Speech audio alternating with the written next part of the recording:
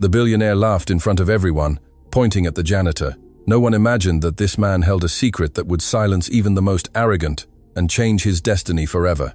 The main ballroom of the Metropolitan Grand Hotel gleamed with its enormous crystal chandeliers. More than 300 elegantly dressed people conversed over champagne flutes and practiced laughs. It was the most important charity gala of the year, where the city's millionaires gathered to parade their fortunes disguised as philanthropy. Amidst this ocean of luxury and vanity, no one noticed Ethan Miller as he discreetly pushed his cleaning cart along the side corridors. He kept his gaze low, as he had learned to do over all these years. In places like this, people like him only existed when they made a mistake. "Watch out," a woman snapped when he nearly bumped into her, spilling some of her drink. "Can't you look where you're going?" "My apologies, ma'am," Ethan replied softly, quickly retreating to a corner. His heart raced, not from the scare, but from something else, something that had brought him there that night. In the center of the grand ballroom, on a raised platform, rested an imposing black grand piano, a Steinway & Sons, that gleamed under the lights like an unattainable jewel. Ethan glanced at it whenever he could, feeling his fingers move involuntarily, recalling motions his body had not forgotten. "Ladies and gentlemen," the amplified voice of the presenter resonated through the hall. "It is an honor to present our hostess for tonight, the most successful entrepreneur in our country, Victoria Vance." Applause erupted forcefully. Ethan looked up and saw her. Victoria Vance walked towards the stage with the confidence of someone who had never known failure. Her presence radiated power and money, perfectly styled hair, jewels probably worth more than Ethan would earn in his entire life, and that smile that didn't quite reach her eyes. Thank you," Victoria spoke with a clear, authoritative voice. "As you know, this gala aims to raise funds for, well, to make this city a better place for the people who truly matter." Some knowing laughs rippled through the audience. Ethan felt the weight of those words, the people who truly matter. For them, people like him didn't fall into that category. "And to liven up this evening," Victoria continued, "we've brought this magnificent piano. Though I must confess," she paused dramatically, "that no one here seems to have enough talent to play it. I've asked, and everyone has declined the invitation." Murmurs were heard. The renowned pianist they had hired had cancelled last minute due to an emergency, and now the piano remained there as an awkward reminder of the situation. "It's a shame," Victoria continued mockingly. "We paid a fortune to bring this instrument, and it turns out there's no one here with enough musical class to." At that moment, her gaze met Ethan's. He had been watching the piano so intensely that he didn't realize he had stepped out of his corner and was now fully visible to everyone. An uncomfortable silence filled the room. Victoria arched an eyebrow, studying Ethan from head to toe with an expression mingling surprise and disdain. Well, she said slowly, approaching the edge of the stage. "It seems we have someone very interested in our piano here." Some nervous laughter rippled among the guests. Ethan felt all eyes pierce him like needles. He wanted to step back, to hide, to disappear, but his feet seemed glued to the floor. "Tell me," Victoria pointed directly at him, "do you even know what a piano is, or do you just like how it shines?" The laughter was louder this time. Ethan clenched his fists, feeling the humiliation burn his face, but there was something in his eyes, something Victoria misinterpreted as defiance. "Oh, wait." She walked closer, stepping off the stage and directly towards him. The entire ballroom watched the scene with morbid fascination. "Are you going to tell me you know how to play the piano?" I didn't say anything, ma'am," Ethan replied, his voice barely audible. "But you were staring at it as if you wanted to play it," Victoria insisted, now standing directly in front of him. Ethan could smell her expensive perfume, see the glint of cruel satisfaction in her eyes. She was enjoying this. "You know what? Let's make this more interesting." She turned to the audience, spreading her arms theatrically. "Ladies and gentlemen, I have a proposition." Her voice echoed throughout the hall. "This gentleman seems very interested in our piano, so I'm going to make him an offer he can't refuse." She walked back towards the stage, each step calculated to maximize the drama.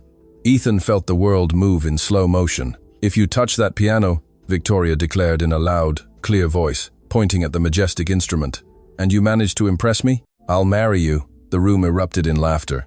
It was the most ridiculous joke they had heard all night. A billionaire offering marriage to a janitor. The idea was so absurd that some guests doubled over with laughter.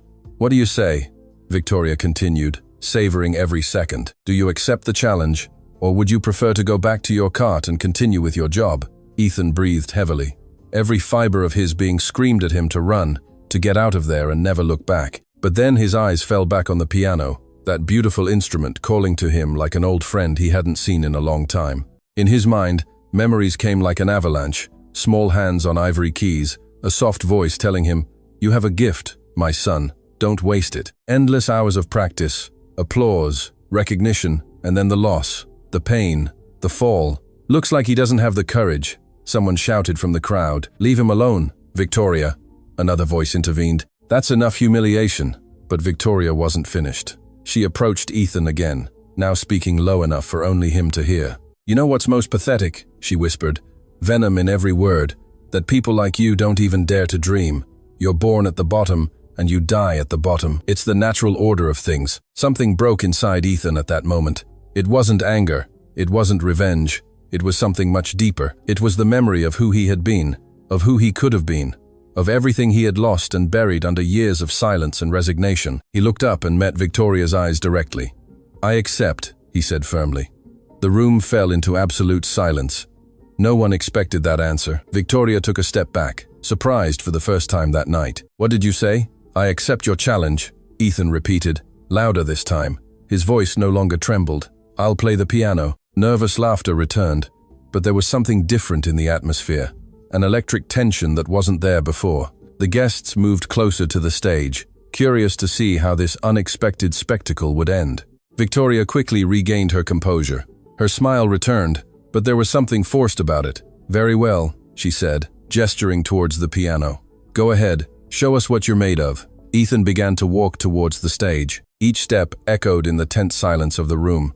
He climbed the steps slowly, feeling the weight of hundreds of eyes on him, eyes filled with mockery, with morbid curiosity, with anticipation of his inevitable failure. He sat down at the piano. The bench was perfectly adjusted. The keys gleamed impeccably under the light. For a moment, he simply looked at the instrument, letting his fingers gently brush its cold, smooth surface.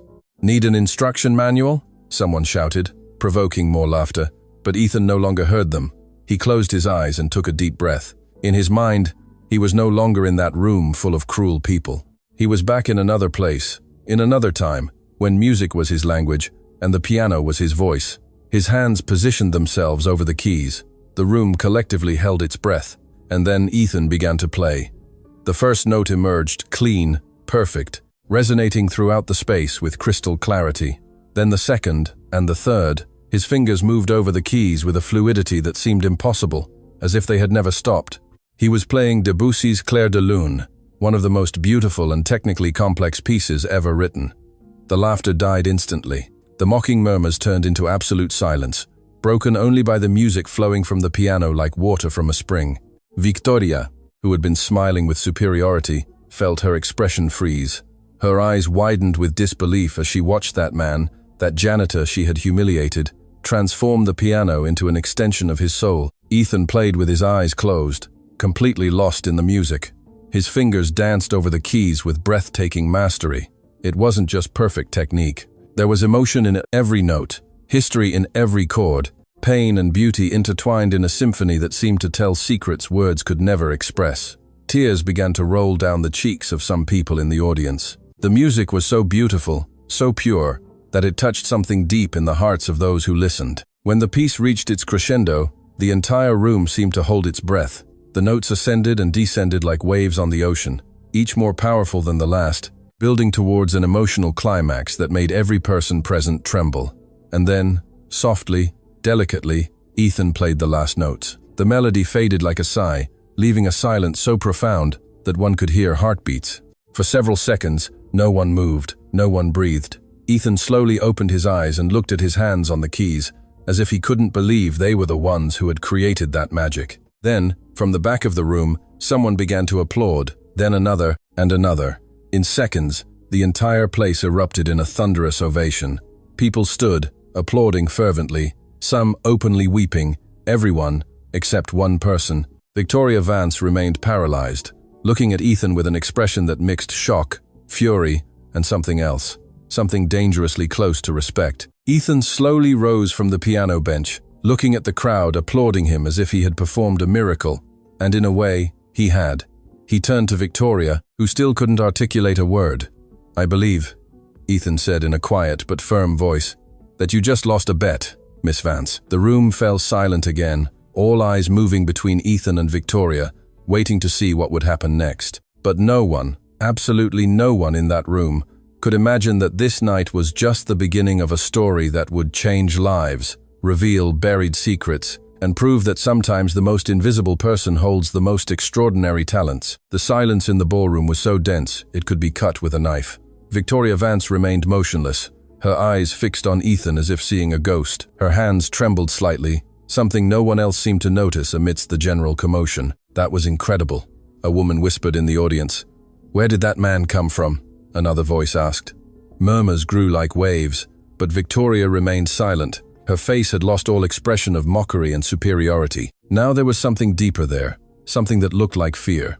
Leo Maxwell, the event organizer and Victoria's business partner, was the first to step onto the stage. He was a man of imposing presence, known for his ability to resolve awkward situations. Well, he said with a forced smile, trying to lighten the mood. That was truly spectacular, sir. What was your name again?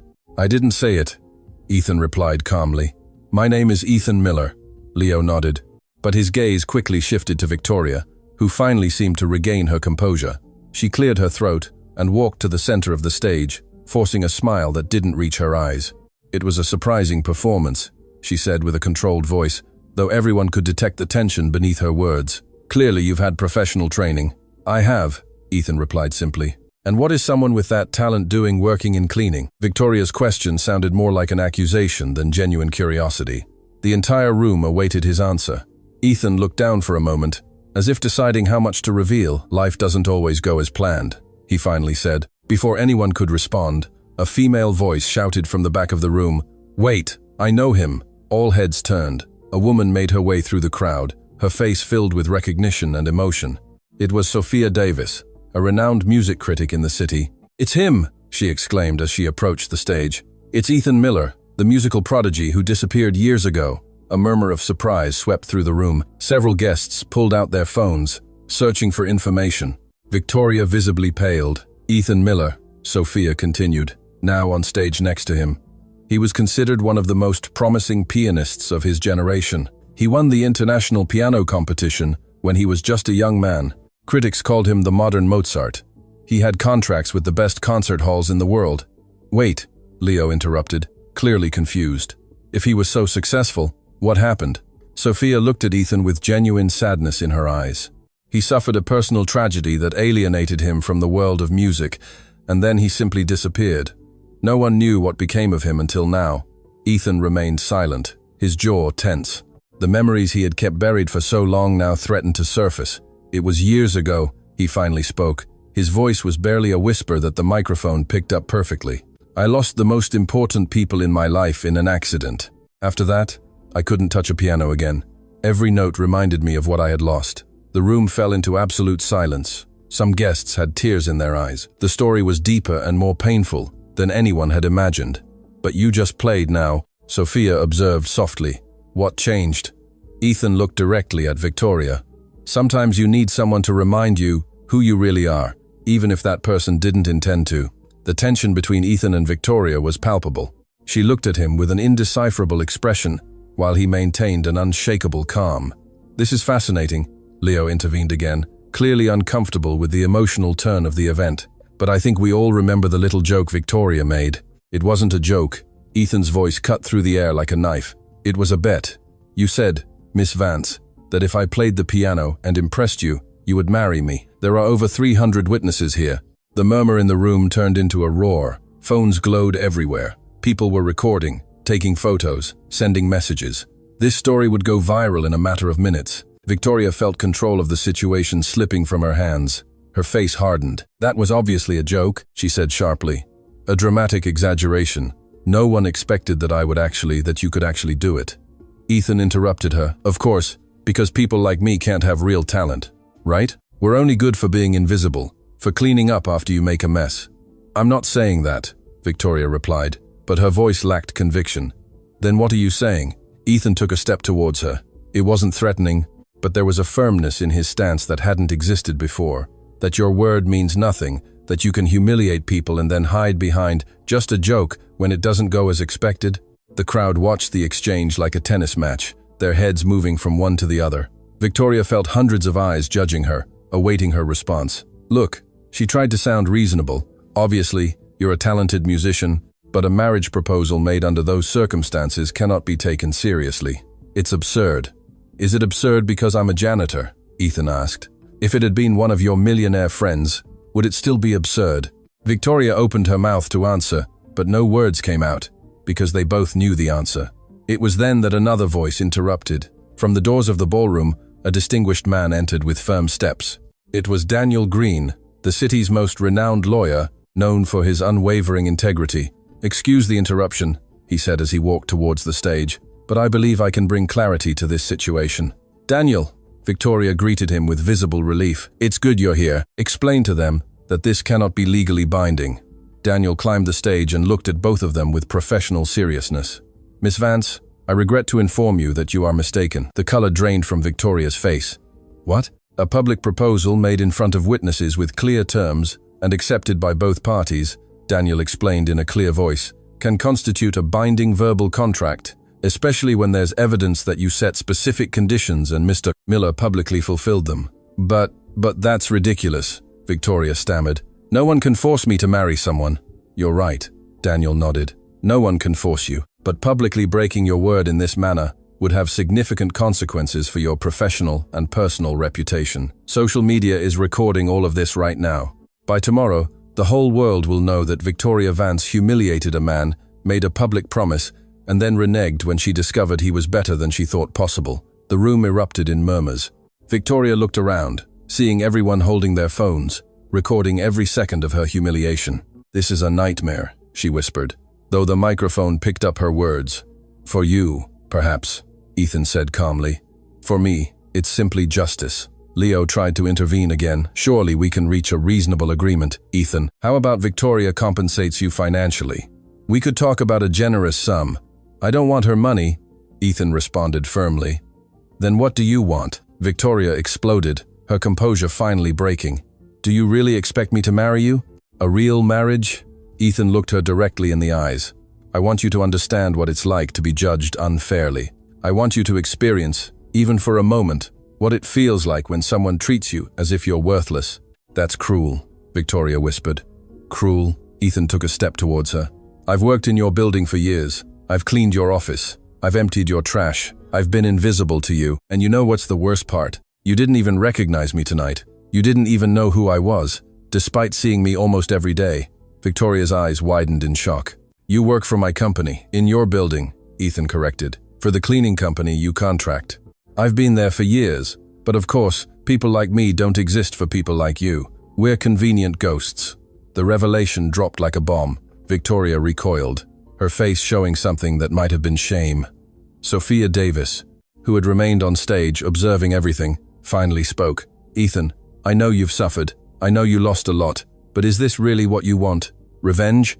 Ethan looked down for a moment, and when he looked up again, there were tears in his eyes. I don't want revenge, he said, his voice breaking. I just want someone to finally see me, really see me. Not as a musical prodigy, not as a janitor, just as a human being who deserves respect. The silence that followed was deafening. Many in the audience openly wept. Now, Ethan's raw honesty had touched something deep in everyone present. Victoria was paralyzed, tears streaming down her perfectly made-up face. For the first time in her life, she had no words, no answers, no control. I have a proposal, Daniel spoke again. Miss Vance, Mr. Miller, how about I give you time to talk in private? Discuss this rationally, away from the cameras and public judgment. Ethan looked at Victoria, who nodded weakly. All right, he accepted. Leo quickly announced into the microphone, Ladies and gentlemen, we will take a brief recess. Please enjoy refreshments in the adjoining lounge while we resolve this situation. The crowd began to move, though no one really wanted to leave. The murmurs were deafening. Speculations flew. This would be the most talked about event of the year. Daniel guided Ethan and Victoria to a private room off the main ballroom. Once there, he closed the door, leaving them alone. Victoria sank into a chair, her composure completely shattered. Ethan remained standing, observing her. Why? She finally asked, her voice broken. Why did you accept? You knew this would humiliate me, make me look like a fool in front of everyone. Why? Ethan responded softly.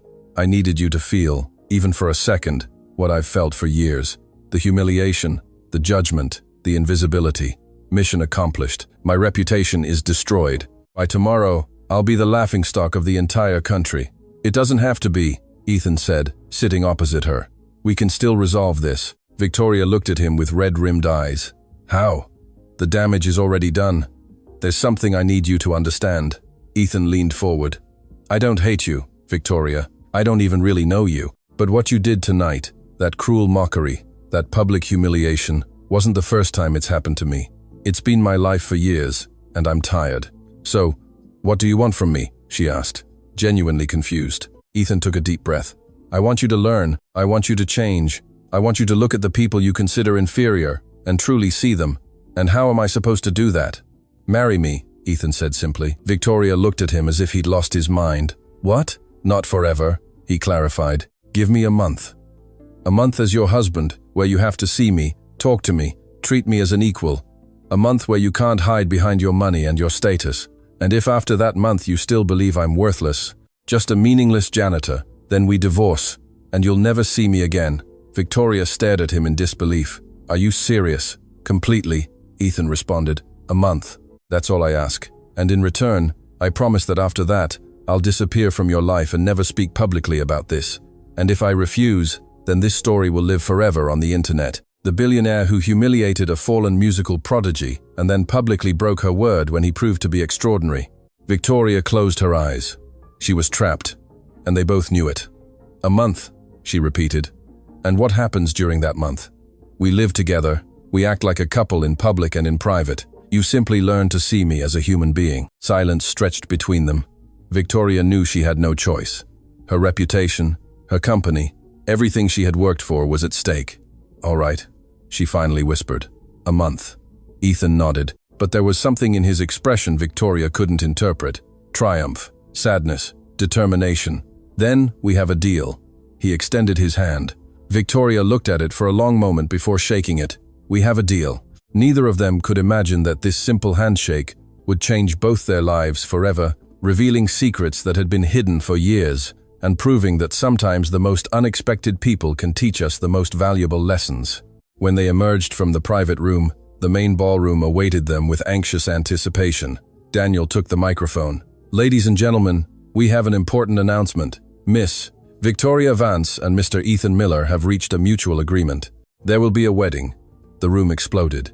Cries of surprise, incredulous applause, camera flashes illuminating every corner. Victoria maintained a forced smile, while Ethan remained serene, his face a mask of calm that hid inner storms. The ceremony will be private, Daniel continued, and we ask that you respect their privacy during this time. But everyone knew that privacy was impossible. Phones glowed throughout the room, fingers flying across screens, sharing, posting, going viral. In a matter of minutes, the story would be everywhere. Leo approached Victoria when the crowd began to disperse, his face showing genuine concern. Are you sure about this? I have no choice, Victoria replied through gritted teeth, maintaining her smile for the cameras still watching her. He set a perfect trap for me. You can still refuse, face the public consequences, but keep your freedom. Victoria looked at Ethan, who was conversing calmly with Sophia Davis across the room. It's no longer about freedom, Leo. It's about the whole world watching. If I back out now, I'm not just the cruel woman who humiliated a genius. I'm also a coward who doesn't keep her word. Leo sighed. What if this becomes permanent? What if a month isn't enough? A month is more than enough for him to get tired of playing revenge, Victoria affirmed with more conviction than she truly felt. Ethan felt Victoria's gaze on him and turned. Their eyes met across the crowded room. For a moment, all the noise and chaos disappeared. Only the two of them existed, trapped in an agreement neither fully understood yet. The night finally ended. The guests left, taking with them stories they would tell for years. The ballroom lay empty, silent, as if nothing extraordinary had happened there.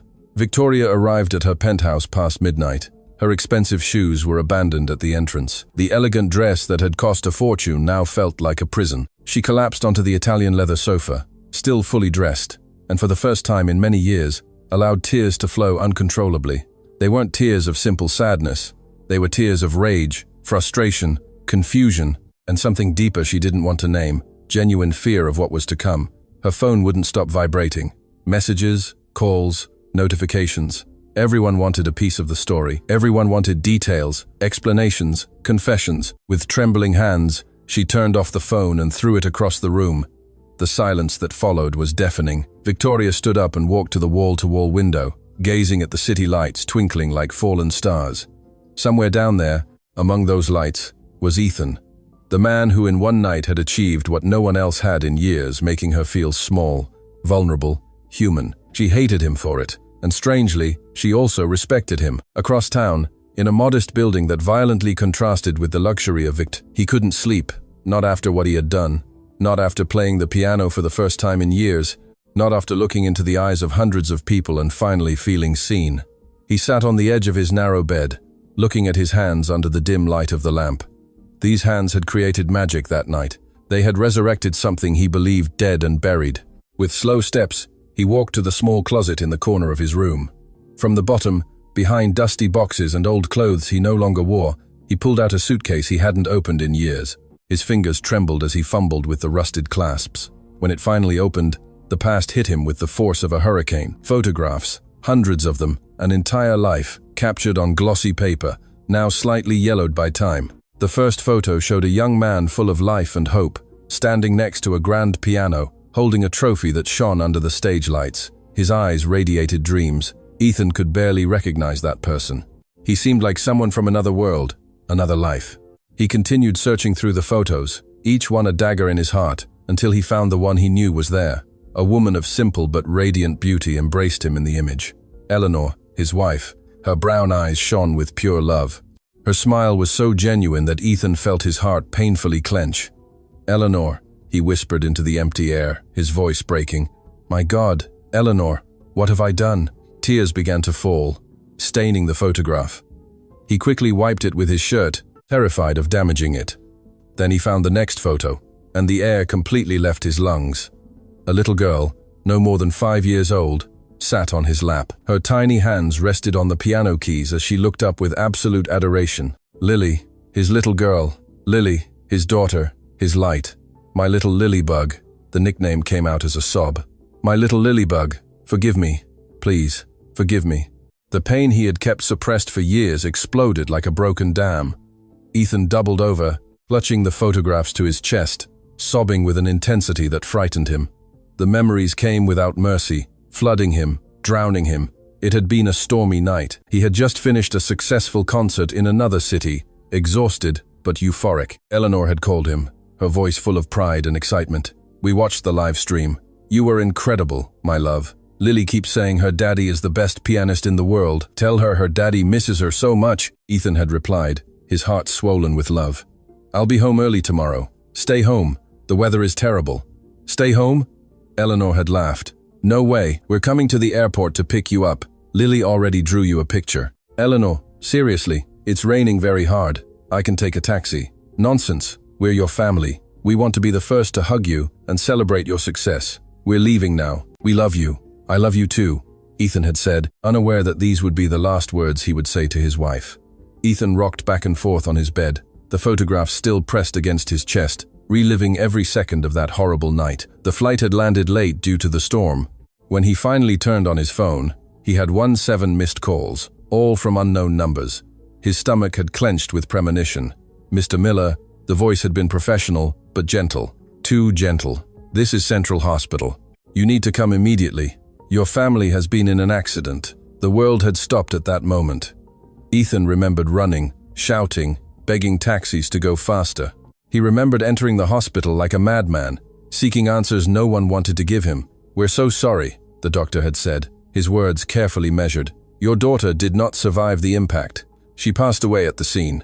Your wife is in emergency surgery." But Ethan had run towards the surgery ward, banging on doors, shouting, until they finally let him in. Eleanor was connected to machines, her face pale as death, but her eyes still held life. When she saw him, she tried to smile. "Ethan," her voice was barely a whisper. "Lily, our Lily. Shh, don't talk." Ethan had taken her hand, tears falling uncontrollably. "You're going to be okay. We're both going to be okay." Eleanor had weakly shaken her head. Her eyes said what her lips couldn't. She knew she was dying. "Promise me," she had whispered, each word a monumental effort. "Promise me you'll keep playing, that you'll live for both of us." "No, no, no," Ethan had sobbed. "Don't leave me. Please, Eleanor, don't leave me." But she could no longer hear him.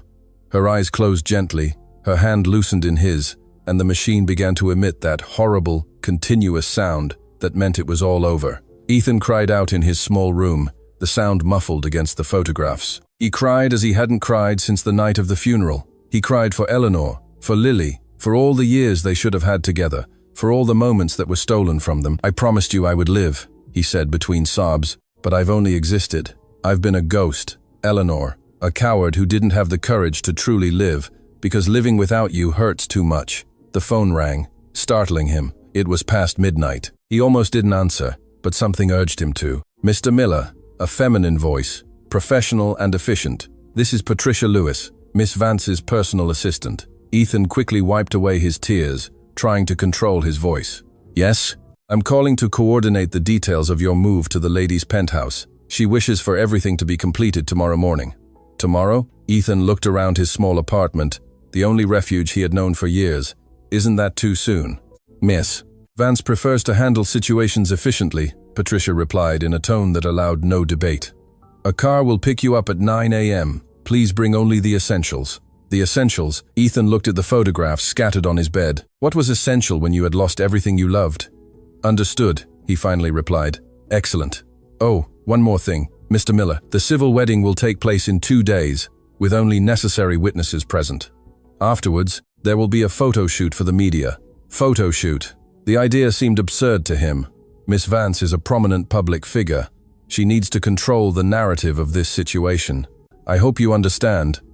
Ethan understood perfectly.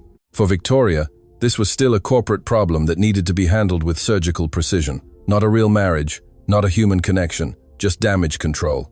"Anything else?" he asked, wanting to end the call. "No, sir. Good night." When he hung up, Ethan stared at his phone for a long time. In 2 days, he would marry a woman who despised him, a woman he had forced into this agreement, a woman who probably hated him with every fiber of her being. What on earth was he doing? He carefully collected the photographs and returned them to the suitcase, leaving only one outside. The photo of Eleanor and Lily together, smiling at the camera, happy and innocent, unaware that they had only days left to live. "I don't know if this is the right thing," he told the images. "I don't know if this is what you wanted, Eleanor, but I needed to feel something. I needed to prove that I still exist, that I still matter." The smiling faces in the photo offered no answers, only looked at him with eternal, silent love. That night, neither Ethan nor Victoria slept. Both were awake in their respective spaces, processing what had happened, terrified of what was to come. Victoria looked at the marriage contract Daniel had sent her. Terms, conditions, exit clauses, all so clinical, so devoid of real emotion, as it should be. So why did it feel so empty? Ethan put away the photographs, packing his life into 2 small suitcases. Everything he owned in the entire world fit into 2 bags, while Victoria had a 2-story penthouse full of things she probably never used. The irony was not lost on him. When dawn finally broke, both watched it from their windows. Victoria from her glass tower looking down, Ethan from his modest apartment looking up. In less than 24 hours, their worlds would collide in ways neither could anticipate. Secrets would be revealed, wounds would be exposed, and both would have to decide if this forced marriage would be their destruction or their salvation. The sun rose over the city, indifferent to the human drama unfolding beneath its light. A new chapter was about to begin, and neither of them was prepared for what was to come. The black car arrived exactly at 9 a.m. The driver, a middle-aged man with a neutral expression, helped Ethan with his 2 small suitcases. He asked no questions about why someone had so few belongings. The wealthy paid for discretion, not conversation. During the drive to the exclusive district, Ethan watched through the window as his world receded and a completely new one approached. Modest buildings gave way to glass towers. Noisy streets transformed into immaculate avenues. It was like crossing an invisible border between 2 universes that should never touch. When the elevator opened directly into Victoria's penthouse, Ethan felt like he was entering a museum, not a home. Everything was perfectly white, black, or gray. Not a single photograph on the walls, not a single plant to bring life, not a single object out of place. "You've arrived," Victoria's voice startled him. She emerged from what appeared to be the kitchen, casually dressed in elegant athletic wear, but without makeup. The dark circles under her eyes betrayed that she hadn't slept either. "Your room is on the second floor," she said in a businesslike tone, avoiding his gaze. "Patricia will show you everything. I have virtual meetings all morning." "Victoria, wait." Ethan put down his suitcases. "We need to talk about." "There's nothing to talk about," she interrupted him abruptly. "We have an agreement. 1 month. After that, we go our separate ways. In the meantime, we maintain appearances in public and ignore each other in private." "Ignore each other?" Ethan took a step towards her. "Isn't this month supposed to be about getting to know each other? It was your idea, not mine." Victoria finally looked at him directly. Her eyes showed more than just coldness. They showed fear. "I'm just holding up my end of the bargain. Don't expect me to pretend this is anything more than it is." Before Ethan could respond, the sound of the intercom interrupted them. Victoria pressed a button on the wall. "Yes, Miss Vance." The doorman's voice sounded unusually nervous. "You have a visitor. She says it's urgent. It's Adriana Vance." The color completely drained from Victoria's face. Her hands began to tremble visibly. "Who is Adriana?" Ethan asked, alarmed by her reaction. "My sister," Victoria whispered as if the words burned her throat. "We haven't spoken in years. What should I do, ma'am?" the doorman asked over the intercom. Victoria closed her eyes, breathing deeply. "Let her up." The next few minutes were tense. Victoria paced back and forth, clearly agitated. Ethan had never seen her like this, so out of control, so human. When the elevator opened, a woman approximately the same age as Victoria entered. The resemblance was undeniable, but while Victoria radiated calculated coldness, this woman had warmth in her eyes. She dressed simply, without ostentatious brands or expensive jewelry. "Hi, Vic." Adriana spoke first, her voice soft but firm. "What are you doing here?" Victoria asked without returning the greeting. "I saw the news. The whole country saw the news. My sister is marrying a stranger after publicly humiliating him. Did you really think I wouldn't come?" "You're not welcome here," Victoria said sharply. "Not after what you did." "What I did?"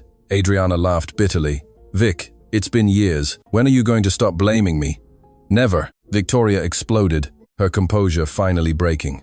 "You destroyed our family. Because of you, Dad." She stopped abruptly, realizing Ethan was hearing everything. Tears streamed freely down her face now. Adriana turned to Ethan, assessing him with a penetrating gaze. "You must be Ethan Miller, the pianist." "Yes," Ethan responded, completely lost in the family dynamic. "Do you know why my sister is like this?" Adriana asked. "Why she built these walls so high around her heart?" "Adriana, don't you dare," Victoria warned, her voice trembling, but Adriana continued, ignoring her. "Our family was different before. Our father had a small but successful company. We were happy, normal. Then I made a mistake." "A mistake?" Victoria spat the words. "You call stealing millions from the family business a mistake?" Ethan's eyes widened in surprise. Adriana looked down, clearly ashamed. "I didn't steal," she said softly. "I trusted the wrong person. My husband at the time manipulated accounts, forged signatures. By the time I realized it, it was too late."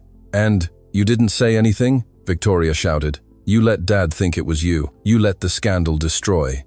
"Because he was my husband," Adriana replied, her voice breaking. "Because I thought I could protect what was left of the family by taking the blame. I thought Dad would understand eventually. But he didn't," Victoria whispered. "The scandal finished him. The stress, the shame, losing his company. All that killed him. The silence that followed was devastating. Ethan felt he was witnessing wounds so deep that even time had failed to heal them.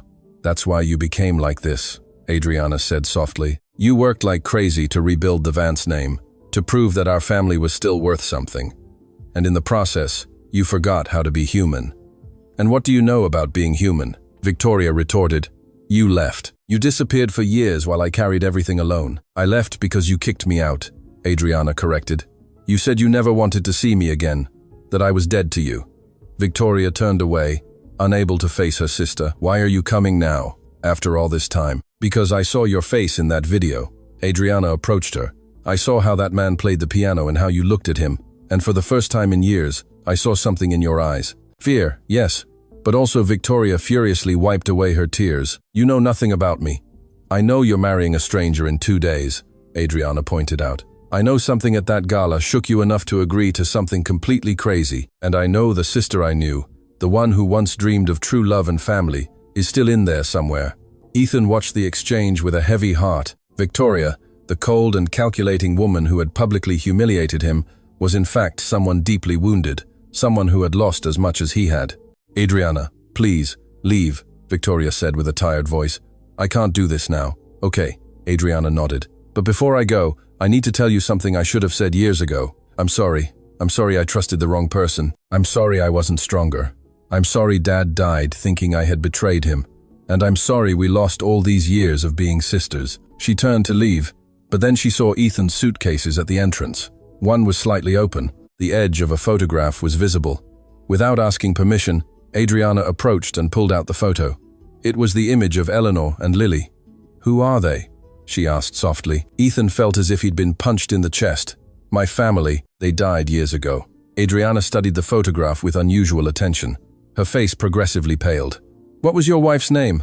"Eleanor," Ethan replied, confused by her reaction. "Eleanor Hayes." The photograph fell from Adriana's hands. Victoria quickly turned, alarmed. "What's wrong?" she asked. Adriana looked at her with eyes full of tears and horror. "Vic, do you remember the accident? The one caused by the husband I told you about?" "What does that have to do with?" Victoria began, but then she understood. Her face transformed into a mask of horror. "No," she whispered.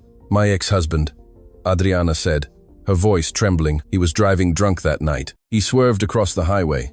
He collided with another vehicle. He died on impact. I never knew who the victims in the other car were. The lawyers handled everything. I was devastated, in shock. But now Ethan felt the world tilt dangerously. "What are you saying?" "The accident that killed your wife and daughter," Adriana could barely speak. "It was caused by my husband, by the man I trusted, by the man whose fault I took." The silence that fell over the penthouse was so dense it crushed. 3 people, 3 strangers connected by a tragedy none had fully understood until now. Ethan sank onto the sofa, unable to process the information. The man who destroyed his life, who killed Eleanor and Lily, was connected to Victoria, to the woman he was about to marry. "I didn't know," Adriana sobbed. "Ethan, you have to believe me. I didn't know. If I had known there were victims, that a family was destroyed, but you knew," Ethan said with a hollow voice. "You knew your husband drove drunk. You knew he hit someone.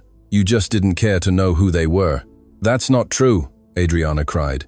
"I cared, but I was broken. My entire life fell apart that night. I lost my marriage, my family, my father. And what did I lose?" Ethan stood up, his voice trembling with contained emotion. "I lost my wife. I lost my 5-year-old daughter. Lily was 5 years old and she died because your husband decided to drink and drive." Victoria was paralyzed, looking alternately at her sister and Ethan. The pieces of the puzzle were fitting together in horrible ways. "That's why you left music," she whispered. "That's why you disappeared. That's why I became invisible," Ethan finished. "Because living with that pain was impossible. Every day I woke up was a betrayal to them. How dare I keep breathing when they couldn't?" Adriana approached him with trembling hands. "Ethan, please. There are no words to express how sorry I am. I've lived with guilt all these years for what my husband did, but I never knew. I never imagined." "Leave," Ethan said, with a cold, controlled voice. "Leave, before I say something I can't take back. Ethan, leave," he finally shouted, losing his composure. Adriana recoiled, tears streaming down her face. She looked at Victoria one last time before entering the elevator.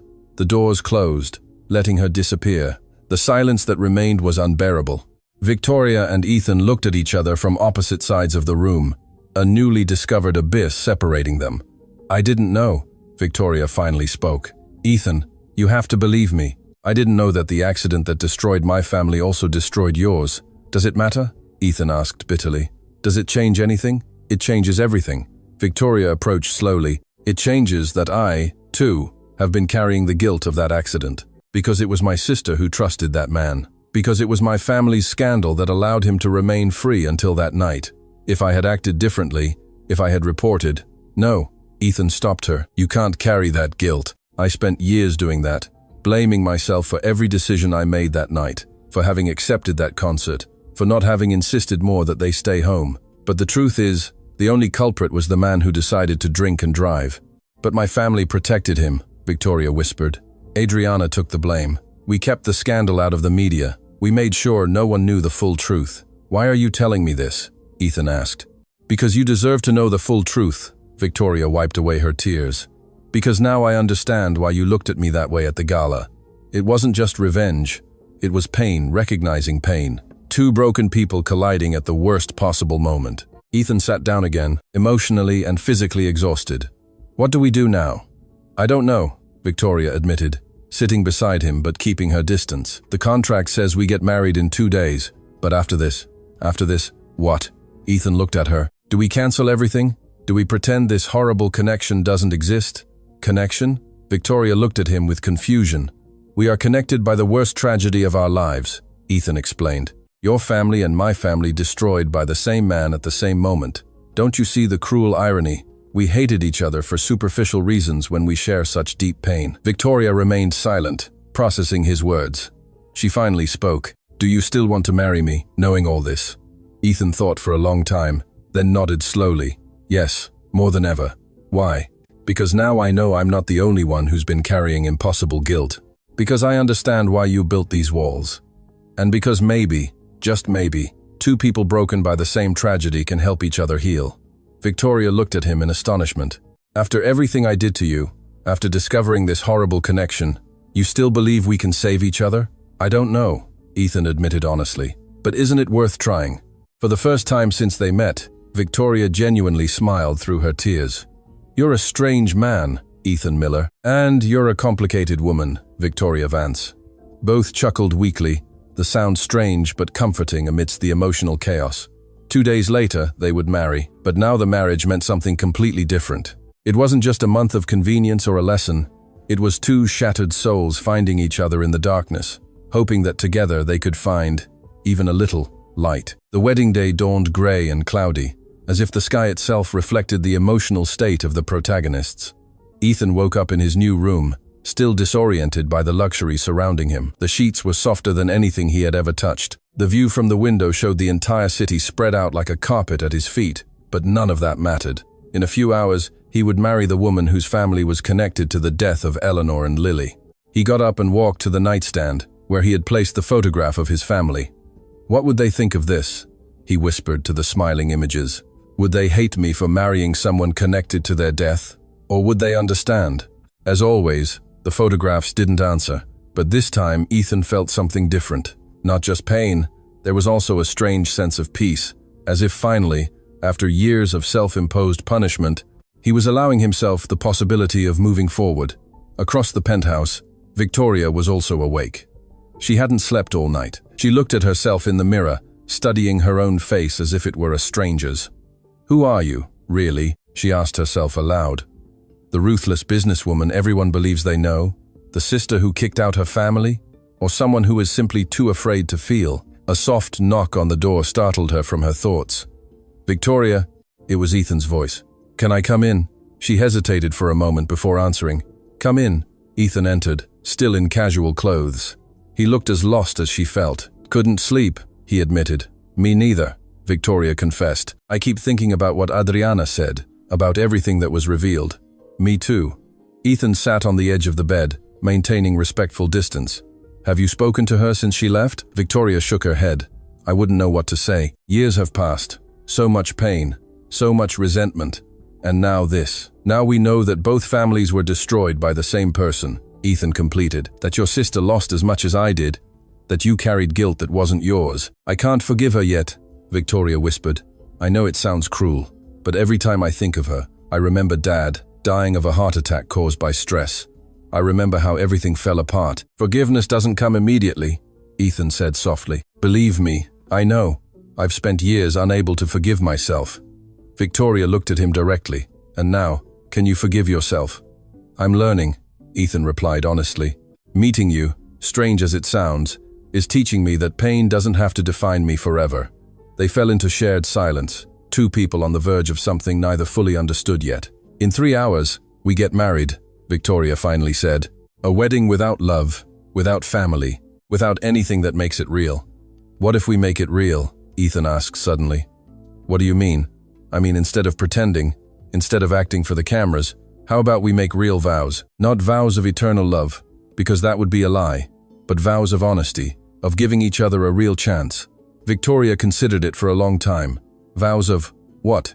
Exactly. Of being vulnerable, Ethan proposed, of not hiding behind masks, of helping each other heal, even if it hurts. That sounds terrifying, Victoria admitted. It is, Ethan nodded, but staying as we are is also terrifying. At least, this is terrifying with purpose. Victoria extended her hand. Then it's a deal. Real vows, real vulnerability. 1 month to see if two broken people can create something whole. Ethan shook her hand. This time the contact lasted a little longer. Something was changing between them. Something subtle but undeniable. The City Hall Registrar's office was cold and impersonal. Exactly as Victoria had wanted. Only Daniel, the lawyer, and Patricia, the assistant, were present as official witnesses. Leo had sent apologies, saying he couldn't support this farce. The government official read the standard vows in a monotone voice, clearly bored. He had processed dozens of marriages that week.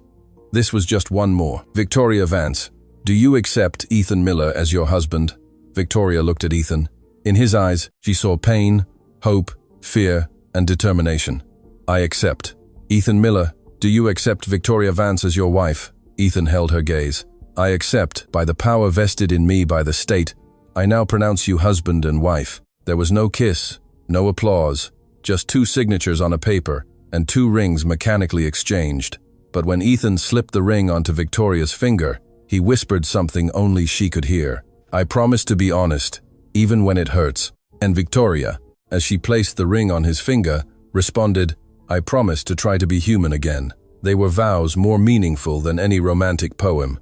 The photo shoot was scheduled in the lobby of the city's most luxurious hotel. Media awaited eagerly, cameras ready, questions prepared. The story of the janitor who married the billionaire had captured the public's imagination. Smile, the photographer instructed, positioning them together. Victoria smiled with practiced perfection, the same smile she used at press conferences, but Ethan couldn't. His smile was small, genuine, nervous. Miss Vance, a journalist shouted, how do you feel marrying someone you met only days ago? I feel surprised by life, Victoria responded carefully. Sometimes the most unexpected connections are the most significant. Mr. Miller, another journalist asked, is it true that you are the missing pianist Ethan Miller? Why did you leave music? Ethan felt the weight of the question. I lost something very important, and with it, I lost my purpose. But I'm learning that it's never too late to find it again. And will your wife help you with that? The journalist pressed. Ethan looked at Victoria. I believe we will help each other. The cameras captured the moment, the look between them that seemed to contain entire conversations. One last question. A journalist known for her aggressive investigations raised her voice. Miss Vance, is it true that your sister, Adriana Vance, was involved in the financial scandal that destroyed your father's company, and that this same scandal is connected to Mr. Miller's personal tragedy? The room fell into total silence.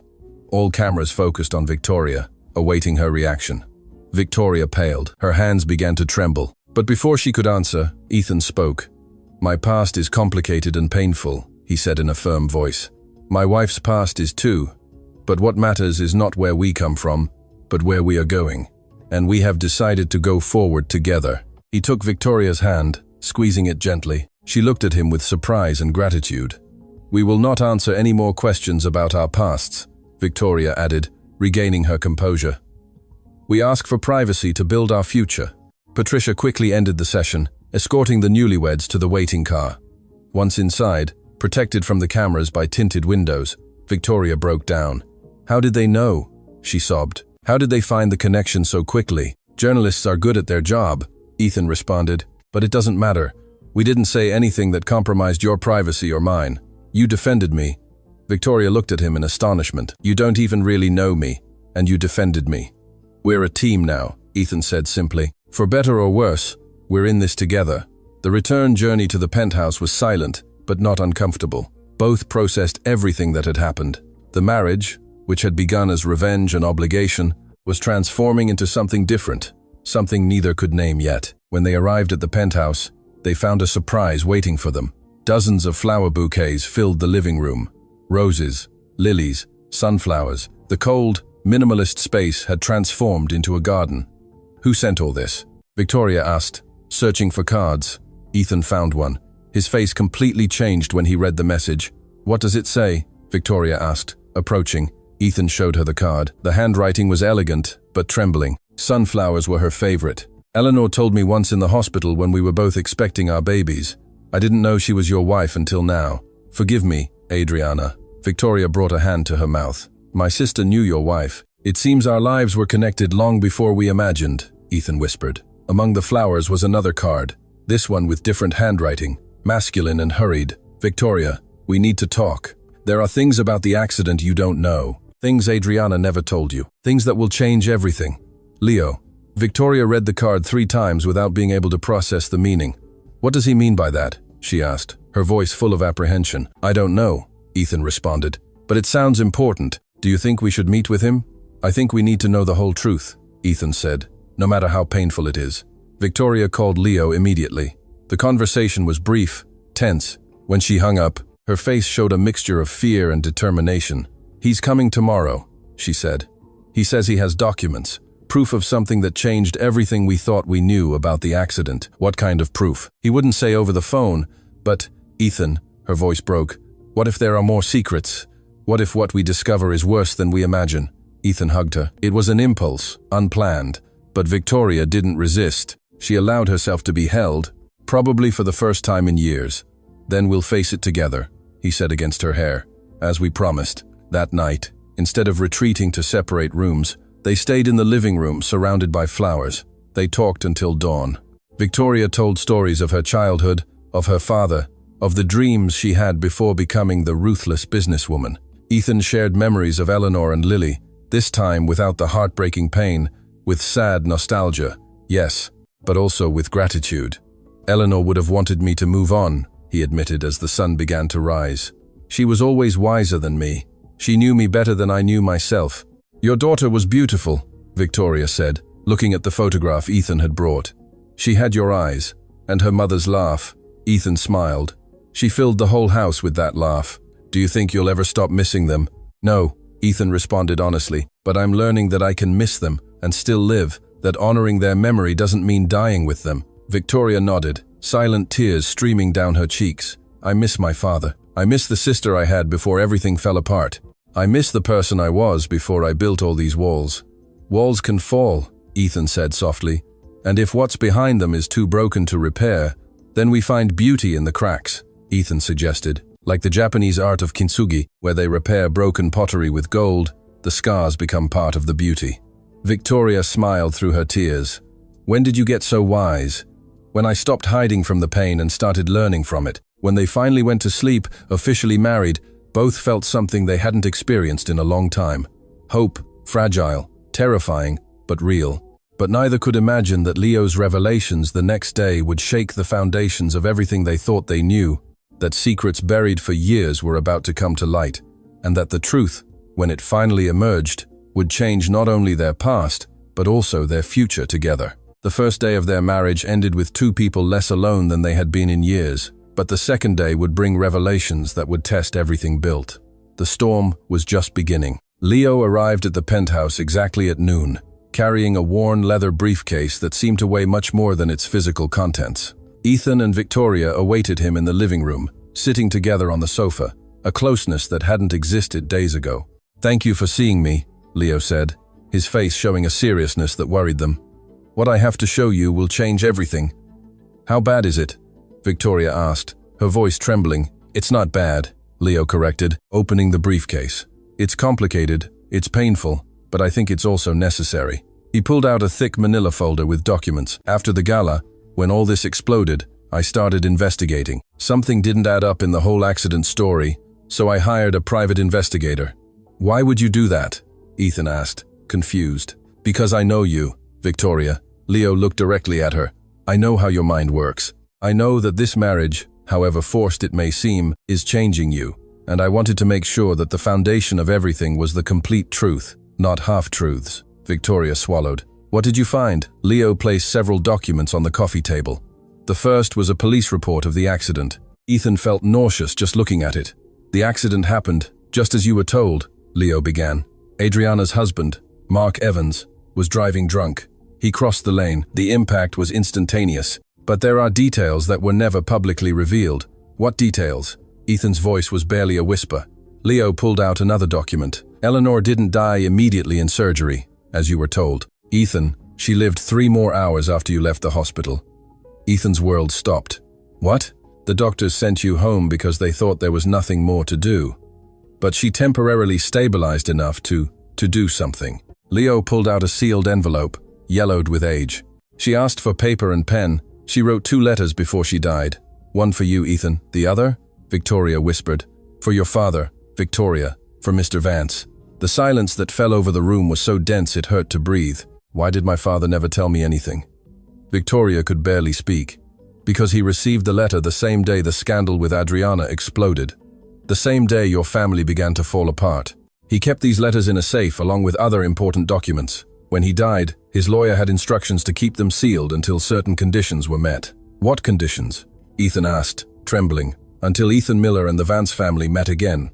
Somehow, someday, your father believed destiny would bring you together when the time was right. Victoria sobbed. My father knew. He knew all along about the connection. Leo nodded, and he carried that knowledge to his death. Part of the stress that killed him was not just the financial scandal. It was knowing that his son-in-law's family had destroyed another family and being unable to do anything to make it right. Ethan looked at the envelope with his name on it as if it were a bomb. His hands trembled so much he couldn't grasp it. Do you want me to read it first? Victoria offered softly, taking his hand. Ethan nodded, unable to speak. Victoria took the envelope with reverence, carefully breaking the seal. Inside were 2 sheets of paper, the handwriting clearly written with effort, some words smudged by tears or blood. My beloved Ethan, Victoria began to read aloud, her voice breaking from the first word. If you are reading this, it means I am no longer with you. It means our time together ended much sooner than we dreamed. Ethan sobbed silently, tears streaming down his face. I want you to know that our years together were the happiest of my life. Every moment, every laugh, every note you played on the piano for me and Lily, everything was perfect. You were the perfect husband, the perfect father. Eleanor, Ethan whispered at the words as if she could hear him. Victoria continued, fighting her own tears. I know you will blame yourself for this. I know you, my love. I know you will say you should have insisted more that we stay home, that you should have been driving, that you should have done 1,000 different things. But I need you to understand something. It was not your fault. None of this was your fault. The only one responsible was the man who decided to drink and drive. And I want you to know that I forgive him. Even now, dying from his actions. I forgive him because hatred only creates more pain. Ethan groaned, doubling over. Victoria stopped reading for a moment, allowing him to process. There's more, Leo said softly. Victoria took a deep breath and continued. I met a woman in the hospital years ago when we were both pregnant. Her name was Adriana. We talked about our dreams, our fears, our hopes for our babies. She told me she had a younger sister she admired greatly, a smart and ambitious girl named Victoria. Victoria gasped. Ethan looked up, his eyes red and swollen. If destiny exists, Ethan, and somehow this letter reaches you and that family, I want you to know something. Forgiveness is the only way to free yourself from pain. I have forgiven the man who took our lives. I forgive his family for not knowing, and I hope you can also forgive someday. There's more, Leo insisted, his own voice breaking with emotion. Victoria continued with difficulty. About our little Lily, the doctors told me something before we lost consciousness, something they didn't have time to tell you.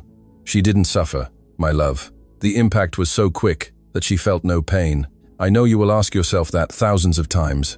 I know the image of her suffering will haunt you, but don't.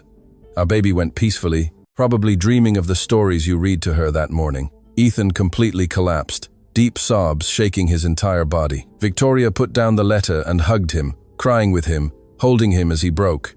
Leo waited respectfully before speaking. There's a last part. Victoria picked up the letter with trembling hands.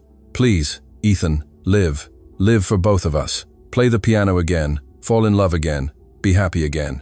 You don't honor us by slowly dying. You honor us by living fully. I will love you forever in this life and the next. Your Eleanor. The silence that followed was broken only by sobs. Neither Ethan, nor Victoria, nor even Leo could hold back their tears. Eleanor was an extraordinary woman, Leo finally said. She wrote that while dying in unimaginable pain, and her concern was that you might find peace. I don't deserve her forgiveness, Ethan sobbed. I've wasted years. I became a ghost. I betrayed her last wish. No, Victoria took him by the shoulders, forcing him to look at her. You haven't betrayed anything. You're here now. You're alive now. You're feeling now. That's what she wanted. Leo pulled out the second envelope. "Victoria, this is the letter for your father." Victoria took it with trembling hands. The handwriting was the same, but the message different. "Mr. Vance," she read, "my name is Eleanor Hayes. We don't know each other, but our families are connected by tragedy. Your son-in-law caused the accident that is ending my life and my daughter's, but I am not writing to accuse or blame you." Victoria struggled to continue. "I am writing because I met your daughter, Adriana. She is a good person who made bad choices in trusting the wrong man. Please, don't lose her. Families are too precious to waste on resentment. My husband is a pianist, a brilliant one. If someday, somehow, your paths cross, please take care of him. He will need help remembering how to live. And perhaps by healing together, our families can find peace. Forgive yourselves, and live. These are my last words to you with respect and hope. Eleanor Hayes." Victoria sobbed uncontrollably now. "My father knew about this letter. He knew for years there was a connection, and he carried that guilt until it killed him. Your father was a good man," Leo said softly. After reading this letter, he set up an anonymous trust for Ethan. He paid his medical bills after the accident. He paid for Eleanor and Lily's funeral. He did everything he could without revealing the family connection, because he knew Adriana couldn't handle more guilt. "What?" Ethan looked up, stunned. I never knew who paid those bills. I thought it was an administrative error." "It wasn't an error." Leo pulled out more documents. "Your father-in-law paid over $200,000 in medical and funeral expenses and left instructions in his will that if Ethan ever needed help, his family should provide it." Victoria covered her mouth, sobbing. That's why the heart attack wasn't just the stress of the scandal. It was the guilt of knowing that Adriana's family destroyed another family. It was carrying that secret. But he also left this. Leo pulled out a final document. "A letter for you, Victoria," written shortly before his death. Victoria took it with hands that could barely hold it. "My daughter," she read aloud. "If you are reading this, it means you have found Ethan Miller. It means destiny worked as Eleanor and I believed it would. I have been a coward, Victoria. Cowardly for not bringing our families together when I should have. Cowardly for letting pride and fear prevent me from doing the right thing. But I hope you will be braver than me. Ethan Miller is a good man who has suffered immeasurably. Our family owes him a debt that can never be repaid. But perhaps, just perhaps, you can find healing together. Two souls broken by the same tragedy, helping each other to mend. Do not waste time as I did. Do not let pride prevent you from loving. Do not let fear prevent you from being human. Be the person I should have been. I love you always, Dad." Victoria collapsed against Ethan, both holding each other as they processed revelations that restructured their entire understanding of the past. Leo remained silent, allowing them to cry, to process, to begin to heal. "There's one more thing," he finally said when the sobs subsided. "The investigator found something about Lily."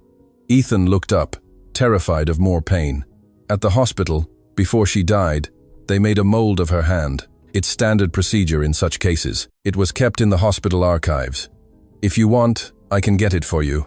Ethan couldn't speak, only nodded, fresh tears streaming. "And one last thing." Leo looked at both of them. "Eleanor was pregnant when she died, barely weeks along. You were probably going to tell him after the concert." Ethan's cry of pain was primal, heartbreaking. He had not only lost his wife and daughter, he had lost another baby he never knew. Victoria held him tightly, crying with him, sharing a pain so profound that there were no words. Leo waited long minutes before speaking again. "Ethan, Victoria, I know this is devastating, but it is also liberating. You now know the complete truth. You know that Eleanor forgave, that Victoria's father tried to do the right thing, that both wished for their families to heal together. How do we heal from this?" Ethan asked, his voice broken. "How do we keep living with all this pain?" "Together," Victoria whispered, taking his face in her hands, as Eleanor and my father said, "Together, helping each other." "I don't really know you," Ethan said, "and you don't know me. But we are connected by something deeper than time. We are connected by loss." Victoria nodded, by guilt, by pain, but also by hope, by the possibility that something good can come out of something so terrible. Leo discreetly stood up. "I'll leave you alone. You have a lot to process. But before I go, I want to say something. What you are building here, this strange marriage that started for the wrong reasons, I believe it's exactly what Eleanor and Mr. Vance hoped for. Two people finding light in shared darkness. When he left, Ethan and Victoria remained embraced on the sofa, surrounded by letters and documents that rewrote their shared history. Eleanor forgave the man who killed your family, Victoria whispered. Can you forgive mine? Your family wasn't to blame, Ethan responded. Adriana was a victim too. Your father carried guilt he didn't deserve. And you were hurt by all this as much as I was. Then we can heal together, Victoria said, not as a question, but as a promise. Together, Ethan repeated, sealing the vow. Outside, the sun began to set over the city. Inside the penthouse, two people who had been broken began very slowly to mend.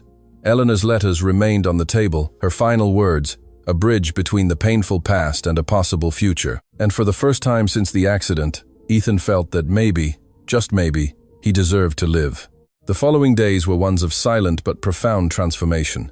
The penthouse, once a cold museum, now had life. Photographs adorned the walls. Eleanor and Lily next to pictures of Victoria's father. Fresh flowers in every room. The piano Victoria had bought as a surprise occupied the place of honor in the main living area. Ethan played every day. Now, not sad pieces, but melodies that celebrated life. Victoria sat and listened, sometimes working on her laptop, sometimes simply closing her eyes and letting the music heal wounds she didn't even know she had. The month was drawing to a close. In 3 days, according to the original agreement, they had to decide whether to continue or end the marriage. But something had fundamentally changed between them. They were no longer strangers forced to live together. They were two souls who had found solace in shared understanding. One afternoon, while Ethan practiced a Chopin piece, the intercom rang. Miss Vance, the doorman's voice was cautious. Your sister Adriana is here. She asks if she can come up. Victoria looked at Ethan, who immediately stopped playing. They had promised to face everything together. Let her up, Victoria responded, her voice firm but trembling. When the elevator doors opened, Adriana entered with hesitant steps. She looked different, smaller somehow, as if guilt had shrunk her physical presence. Hi, Vic, she said softly. Hi, Ethan. Victoria stood up, but didn't approach. Ethan stood by the piano, ready to intervene if necessary. Why did you come? Victoria asked, without hostility, but also without warmth. Because I've spent weeks without sleeping, Adriana admitted, tears already streaming down her face. Because every time I close my eyes, I see that little girl, Eleanor, the lives my cowardice helped destroy. It wasn't your direct fault, Ethan spoke for the first time, surprising both sisters. I read the letters. I understand now that you were a victim too. But I could have done more, Adriana sobbed. I could have reported Mark before that night. I could have insisted he seek help for his alcoholism. I could have. We all could have done more, Victoria interrupted, her voice breaking. I could have forgiven you sooner. Dad could have brought our families together when he was still alive. Ethan could have accepted help instead of disappearing for years. We all carry a could have been. She slowly approached her sister, but Eleanor wrote about forgiveness. Dad died, hoping we could heal together. And I'm tired of carrying hatred. Are you forgiving me? Adriana whispered, barely daring to believe. I am forgiving you. Victoria opened her arms. Not because you deserve it or don't deserve it, but because we both need to be free. The sisters embraced, sobbing, years of pain and resentment pouring out in tears that finally healed instead of poisoned. Ethan watched, his own eyes moist. After several minutes, Adriana separated from her sister and walked towards him. Ethan, I know there aren't enough words, she began. I know nothing I say can bring back your family, but I need you to know that I've lived in hell since I found out. Not a day passes that I don't think of Eleanor, of Lily, of the baby that was never born. Ethan took a deep breath. For weeks he had thought about this moment. Could he really forgive? Eleanor forgave you, he finally said. Even while dying, she forgave you. Who am I to do less than her? He extended his hand. Adriana looked at it, trembling, before taking it. Thank you, she whispered. I will spend the rest of my life trying to honor their memory. Then live well, Ethan said simply. Love your family, be happy. That's the best way to honor her. The three people sat together then, sharing stories. Adriana told about meeting Eleanor in the hospital, about their conversations about motherhood and dreams. Victoria shared memories of her father, of how he had carried secrets to protect his family. Ethan spoke of Eleanor and Lily without the devastating pain of before, with sweet nostalgia mixed with gratitude for having known them. There's something else I need to tell you all, Adriana said as afternoon turned to night. I've been working with an organization against impaired driving. I give talks, tell my story, warn others about the consequences. I can't undo the past, but I can help prevent future accidents. That's beautiful, Victoria said sincerely. Dad would be proud. Eleanor too, Ethan added. When Adriana left that night, promising to return soon for a real family dinner, Ethan and Victoria were left alone in the penthouse, which now felt like a true home. In 2 days, the month is up, Victoria said softly. Our agreement ends. I know, Ethan responded, sitting next to her on the sofa. What do you want to do? Ethan took her hand, a gesture that had become natural between them. A month ago, I hated you. I thought you were everything bad in the world. Cold, cruel, heartless. And you were right, Victoria admitted. I was all those things. But now I see something different, Ethan continued. I see a woman who was hurt so deeply that she built walls to protect herself. I see someone who is learning to be vulnerable again. I see someone who helped me remember how to live. Ethan, let me finish. He gently interrupted her. A month ago, I wanted revenge. I wanted you to feel a fraction of the pain I felt.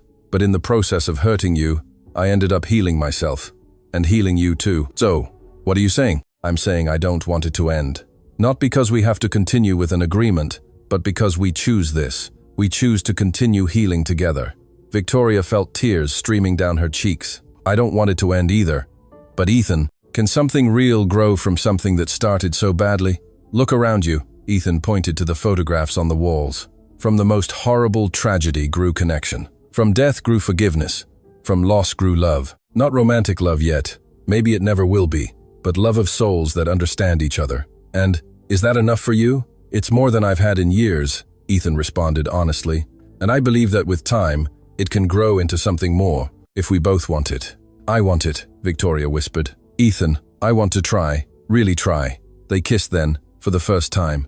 It wasn't a passionate movie kiss. It was soft, tentative, full of promise rather than certainty. It was the beginning of something new, growing from the ashes of something old. 2 days later, Ethan received a call that would change everything again.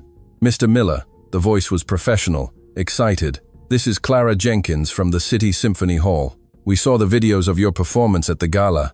We wanted to know if you would consider giving a concert here. It would be an official return to music. Ethan looked at Victoria, who had heard everything. She nodded enthusiastically. Yes, he responded, his voice firm. I accept, but with one condition. What condition? I want all proceeds to go to 2 causes. A foundation in memory of Eleanor and Lily Miller to help families who have lost loved ones in accidents, and Adriana Vance's organization against impaired driving. That would be beautiful, Clara responded. When could it be? How about this Saturday? Ethan suggested. I have something to say to the world, and I can't wait any longer. Saturday arrived with clear skies and electric anticipation. The City Symphony Hall was completely full. Media covered the event from all angles. The story of the missing pianist who returned married to the billionaire had captured the public's imagination. Backstage, Ethan was surprisingly calm. Victoria adjusted his tie, her hands trembling slightly. Nervous? She asked. Terrified, Ethan admitted.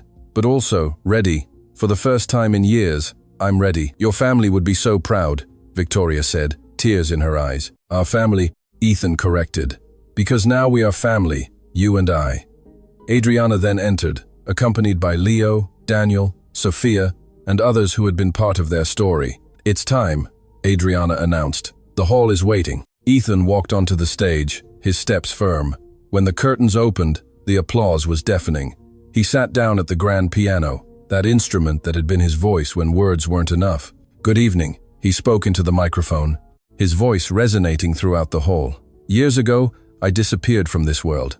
I lost the most important people in my life, and I thought that with them, I had also lost my music. The hall was in absolute silence. But I learned something. Pain doesn't have to destroy us. Losses don't have to define us. And sometimes, the most unexpected people teach us to live again. He looked directly at Victoria in the front row. My wife Eleanor asked me to live, to play, to love again, and although it took me years to understand what it meant, I finally do. Tonight I play for Eleanor, for my daughter Lily, for the baby I never knew, for my wife's father, who carried secrets to protect his family, for all the people who have lost something and believe they will never heal. He placed his hands on the keys, and I play for Victoria, who taught me that it's never too late to be human again. He began to play. The piece he had chosen was not Claire de Lune this time. It was something he had composed in recent weeks. He had titled it Rebirth. The music began soft, melancholic, banquetly, full of the pain of loss. But gradually, The notes began to change, hope intertwined with sadness.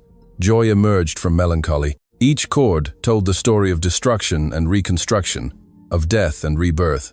There wasn't a dry eye in the hall. Victoria wept openly. Adriana did too. Even Leo, the always controlled businessman, had tears streaming down his face. The music swelled, building to a crescendo that represented full life, imperfect but beautiful. And when it finally ended, with notes fading like sighs of hope, the silence lasted several seconds. Then the hall exploded. A standing ovation, applause that seemed endless, shouts of bravo echoing from every corner. Ethan stood, tears streaming freely, but they weren't tears of pain. They were tears of liberation. "Eleanor," he whispered towards the sky, "I finally did it. I finally lived." Backstage, after the concert, Victoria hugged him tightly. "That was the most beautiful thing I've ever heard in my life." "It was for you too," Ethan said, "for teaching me that love can grow even from the most impossible circumstances." "Love?" Victoria repeated, her heart beating rapidly. "Yes." Ethan looked at her directly. "Love. I don't know when it happened exactly. Maybe when you defended me against the media, maybe when you cried with me while reading Eleanor's letters, or maybe it was a million small moments in between. But at some point, I stopped acting as your husband and started doing it for real." "I love you too," Victoria confessed, feeling more vulnerable and stronger than ever. "I don't know how it's possible. I don't know how something so beautiful grew from something so painful. But I love you." They kissed then, surrounded by friends and family who applauded. It was not the end of a story, but the beginning of a new one. Months later, the Eleanor and Lily Miller Foundation had helped hundreds of families. Adriana gave talks in schools, saving lives by preventing accidents. Victoria had transformed her company, implementing programs for employee dignity and appreciation. And Ethan played again, not just for audiences, but for the pure pleasure of creating music. One night, on the anniversary of the accident, Ethan and Victoria visited the cemetery. They placed sunflowers on Eleanor and Lily's graves. "Hello, my love," Ethan spoke to the headstone. "I've come to officially introduce you to Sao." "Victoria, my wife. I know it sounds strange, but I think you'd understand. I think you'd approve," Victoria added. "Eleanor, thank you for forgiving, for asking him to live, for connecting our families with your last words. I promise to take care of him. I promise to honor your memory by living well." As they walked away from the cemetery, Ethan felt something he hadn't felt since the night of the accident: complete peace. "What are you thinking, Victoria?" he asked. "That pain broke us," Victoria responded. "But in breaking, it made space for something new to grow, something that never would have existed without that break." "Kintsugi," Victoria remembered. "Beauty in the cracks." "Exactly," Ethan smiled. "We are broken pottery repaired with gold. The scars are part of our beauty now." They walked towards the car, holding hands. Two people who had found love in the last place. They expected it. From tragedy had been born connection, from loss had grown family, and from the cruelest bet, the truest love had blossomed. Because sometimes the best stories begin in the worst moments, and sometimes the people we least expect are exactly who we need. The pianist had returned, the billionaire had found humanity, and together they had created something beautiful from the ashes of pain. It was, in every sense, a happy ending. But more importantly, it was a real beginning.